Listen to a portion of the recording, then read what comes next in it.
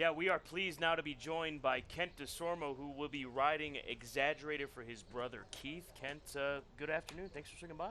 Good afternoon. How's everything been as of late? Couldn't be better.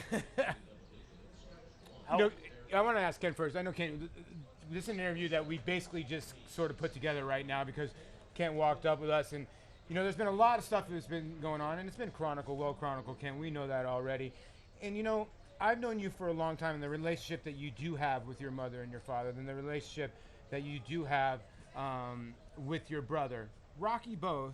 But I've also seen you guys kiss each other, you and your brother, and your family, your mother and your father. Tell us a little bit about both of those relationships. Well, we're typical brothers for starters. I think that most of the world and the fanfare of horse racing has this assumption that me and my brother are at cross ends and at each other, but that has never ever been the truth. I think maybe someone may have been close nearby when my brother got into me for putting up a bad ride.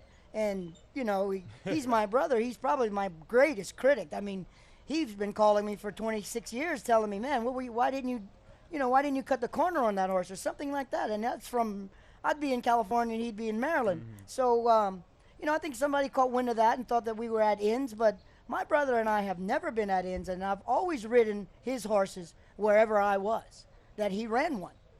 well, we want to give you an opportunity to just clear the air with that and what's gone on since the Preakness. What has gone on with Kent Desormeaux since your win in the Preakness Stakes at Pimlico? Well, it's like this. I have been an alcoholic probably for 35 years, and from the requests from my family, especially my wife and my brother, they have been supporting me. They have loved me like family does, and I thought it was my turn to say thank you. It's been long enough, and the writing was on the wall, and I said, it's been 40 years. I'll give them the next 40. It's a bold decision, and it takes a lot of guts. I think a lot of people don't realize that there is a disease here, and what made it click? At what point? I know it's your family, but ultimately, Ken, it's your decision. What made it click on that night to say, "Hey, I have to get this done"? I just think partied too hard after winning the Preakness.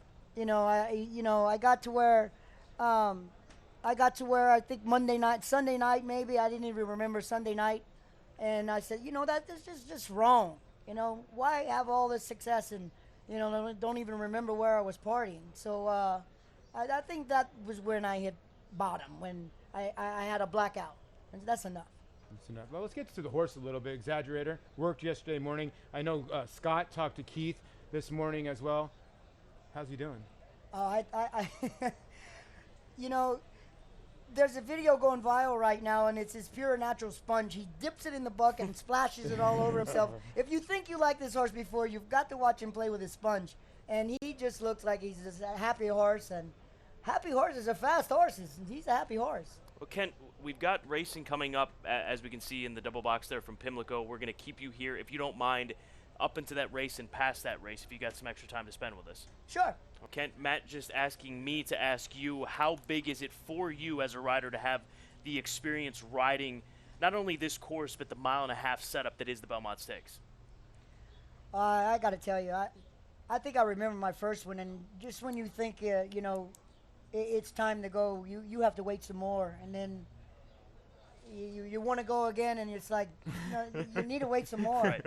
And I think the biggest misnomer here, being familiar with Belmont Park, is the horse has to learn where he is on the racetrack, because most horses fall into that four-turn, and in a normal situation, it's time to quicken, but not here. I mean, you still have a half a mile to go. Yeah. And I have met a horse that can sprint a half a mile. Sure. So with that being said, you need two things. The rider needs to be cognizant of where you are on the racetrack, and the horse also. We were talking about the race from the outside. When you're handicapping the race, there's not a lot of pace in this race. Now, Steve Asmussen stuck in Gettysburg in here. You do have Destin on the inside for Todd Pletcher.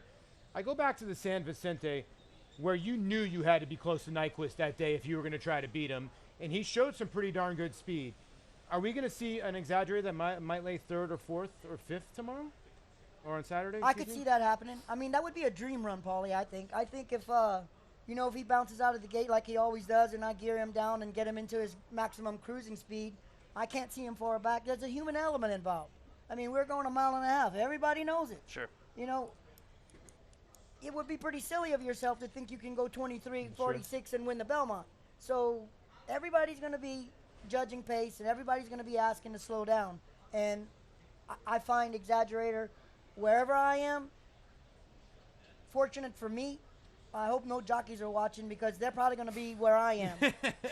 No, true. Where I have that on my shoulders this time. It's being the favorite is not a favorite place to be. I know. But I'll take it. Lastly, before we go, we've got about 30 seconds left before we have to let you go because we've got a race coming up at Gulfstream. So much has been said about this workout a few days ago. Some have liked it. I know your brother Keith loved it. He told me that this morning in the sit-down I had with him. But everybody talks about him getting out, things of that nature. From your perspective. Okay, the horse didn't get out. He switched leads early, which caused it. I mean, horses can't turn left in the wrong lead. So when he popped his lead, I let him. I allowed him to not try and compensate the turn. He wasn't getting out. He switched leads and floated the turn. So I waited and waited till we straightened away. Then I redirected him, put him back on the line that I wanted him to. I continued cruising to the 8th pole, and then I kissed at him a little bit and said, okay, are you there? Are you there? Like all jockeys, we can hardly stand ourselves. We have to find out if the tank's full, So I kissed at him and he exploded. And he galloped out in 10 is what Keith told me. I mean, he galloped out in 10. That was the 8 after the wire. 10 and 4. 10 and 4. Confident level 1 through 10. 10 being high. Exaggerator going to win the Belmont tomorrow? I would never say that. I hope to God that he gives me that. But this is what makes the Belmont so awesome. The mystery. Who can get a 1.5 miles? I don't know. That's what makes sport awesome, Kent. I think he can. I think he can gallop these horses into the ground, but I don't know. We have to find out. Thank you for your time, and Kent. We wish you the best. We look forward from all of us at TVG and your fans. We look forward to the new Kent Desormeaux. Thank you so much. All right. Kent Desormeaux joining us here at Belmont Park. Let's go live to Gulfstream.